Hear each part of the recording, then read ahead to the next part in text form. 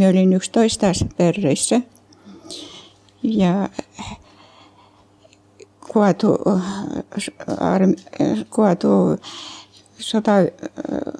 Karhumiehellä kaatui veli sovassa ja 42 vuonna meillä 5 henkiä kuoli nälkään, saa sanoa. Meitä laitettiin Siperiin. Siperissä oltiin 9 vuotta. Sitten kun tuli sääntökoo ja sitten tuotiin meitä Karjalaan, kotiin ei lasettu.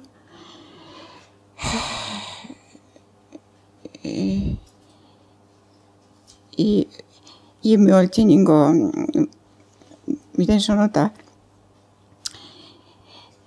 meillä oli sellainen pantu merkki 38 paslois. No minulla vielä silloin passi ei ollut. Minä olin 9-vuotinen, kun meitä kotona laitettiin. Siperissä oltiin 9 vuotta. Sitten tultiin pois. No äiti säilyi, isä minulla raskas sitä kertoo. Ei kärsinyt sitä, kun kotona laitettiin pois ja kuoli. Saa sanoa Myllyojan asemalla ruttoa. Eikä annettu meillä haavata. Sellainen jäi loikomaan lumen päälle ja hänen veljet veivät sinne Myllyojan asemalle. Siellä oli hautausmaa. Veivät hänen sinne ja sinne jäi loikomaan. Vaunussa, kun vietiin Siperiin meitä, kuoli veljen poika, vuosi 7 kuuta oli. Sisko kuoli Siperissä 24 vuotta nälkää. No, sellainen meidän perhe kaikki meni. Minne teidät Siperiassa karkotettiin? Krasnojarski kraj. Oltiin metsätyölaitoksessa. Siellä vuotettiin pihkaa ja oli niin kuin uittit hirsi metsää. Vuorin sisässä oltiin.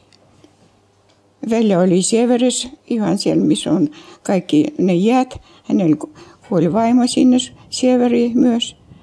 No sitten 47 vuonna hän sitten tuli meidän luo.